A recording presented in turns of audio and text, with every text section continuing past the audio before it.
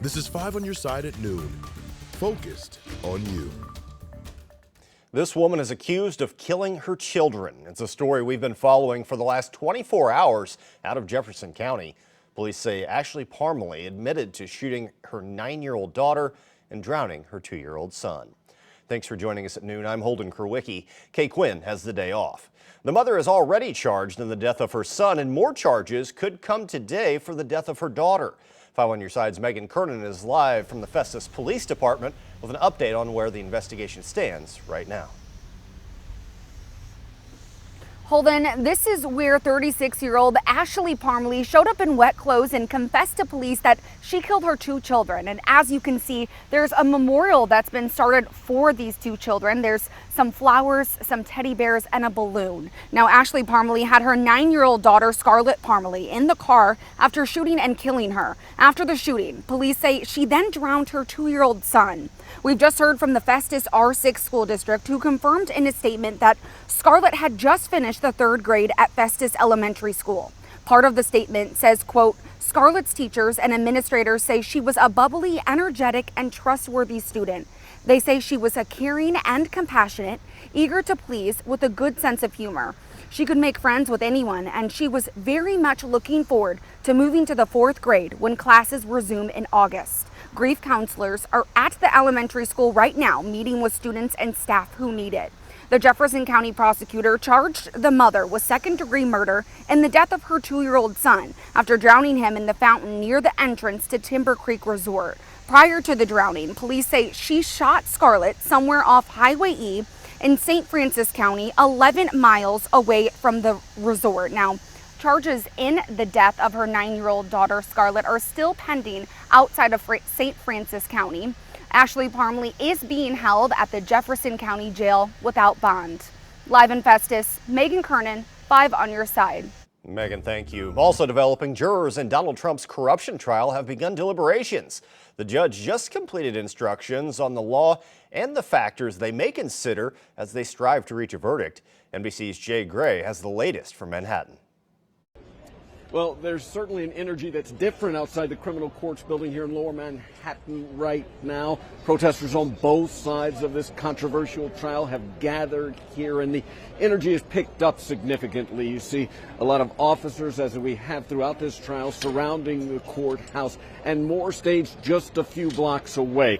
After sitting quietly, taking notes for more than a month, it's now the jury's turn to speak. They get instructions from the judge in this case, Juan Marchand, sharing with them the laws that are pertinent to what they've heard over the last month plus and how to apply those laws while deliberating here. They will be reviewing testimony from 20 witnesses, more than 250 exhibits, and taking their time to work through 34 felony charges against the former president here. Faced with making a decision that's never been made in the history of this country before, will a former sitting president, Donald Trump, be a convicted felon? As he entered the courthouse this morning, he said nothing to reporters in the hallway that were gathered. That's a bit different than we've seen throughout this trial. And now he sits and waits, and forced to sit here at the courthouse as long as that jury is deliberating, waiting to see what his fate may be. That's the latest right now. We'll continue to monitor things here in Manhattan. Back to you. Okay, everyone, meteorologist Tracy Hinson here. Jim has the day off. We are looking at beautiful blue sky conditions out there, a little bit in the way of cumulus clouds. Those are kind of like what's in the background of Andy's room in the movie Toy Story. They could grow into cumulonimbus later on. That's just kind of the pattern we have in the summertime. But today it's looking less likely for that, and we should stay dry through most of our day today. 72 degrees, winds out of the north at just about 6 miles per hour. Through the rest of our day today, we will hover around in the low to mid 70s today, barely making it into the upper 70s. Overall, it is sure going to be a very nice day out there. For tonight, we will be mainly clear. Temperatures will drop down into the upper 50s, so that nature's air conditioning in full effect again. You may be able to give your at-home air conditioners a rest if you open up the windows. And there's a better cause for opening up those windows, because I have an allergy report for you. I'll go over the improvements we saw today compared to yesterday. Weather-weary Texas has been hammered again. Another powerful storm left one person dead last night near Houston.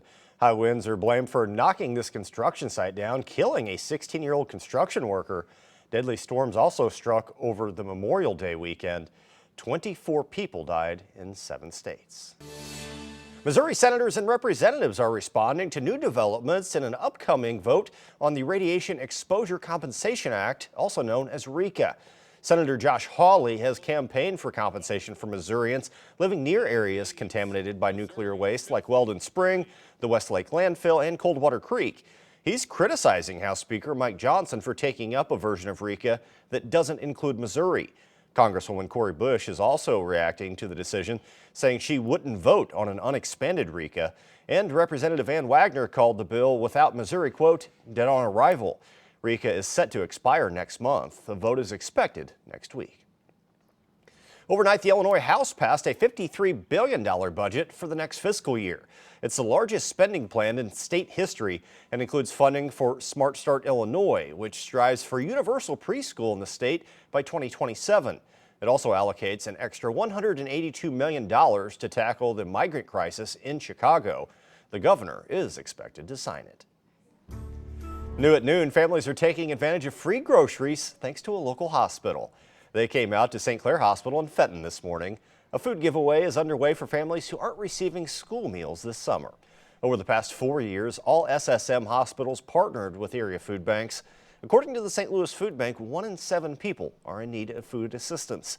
The hospital says employees have volunteered nearly 1,300 hours to make the food distributions happen. Still ahead, why the city of St. Louis may be forced to pay back people who worked from home during the pandemic and how it could affect the city's budget. And changing all the records, the move by Major League Baseball that gives us a new all-time batting champion. And you're going to want to mark your calendar. Saturday, June 8th is the Susan G. Komen More Than Pink Walk. It starts at 9 o'clock at Tower Grove Park. Our very own Kay Quinn is the MC. Money raised supports breast cancer research, care, and support.